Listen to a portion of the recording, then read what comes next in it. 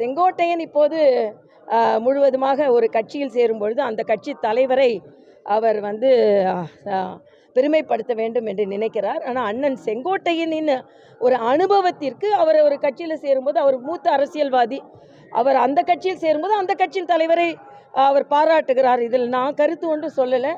ஆனால் எது எப்படி இருந்தாலும் எந்தவித உட்கட்சி பிரச்சனை இருந்தாலும் அதிமுக பாஜக கூட்டணி பலமாக இருக்கு. இல்லை, இதில் நான் கருத்து சொல்ல விரும்பலை. ஏன்னா ஒரு கட்சியில் சில ஏற்றத்தாழ்வுகள் வரலாம், ஆனால் கூட்டணி என்ற வகையில் நாங்கள் வலுவாக இருக்கிறோம். கோயம்புத்தூர் உள்ளிட்ட முக்கிய நகரங்கள் மெட்ரோ பணிகள் துவக்கல அப்படின்ட்டு திமுக பாஜக மேல இல்லையே. 2வது ஃபேஸ் மெட்ரோ இன்னைக்கு மரியாதைக்குரிய கட்டார் அவர்கள் கூட சொல்லியிருக்காங்க, எல்லாற்றை விட 63,000 கோடி ரூபாய் தமிழகத்திற்கு தான் அதிகம் ஒதுக்கப்பட்டிருக்கிறது என்று. இன்றைக்கி பார்த்தீங்கன்னா மெட்ரோ ரயிலோட ரயில் பெட்டி நம்ம பெரம்பூர் ரயில் பெட்டி தொழிற்சாலையில் தான் செய்யப்பட்டிருக்கு.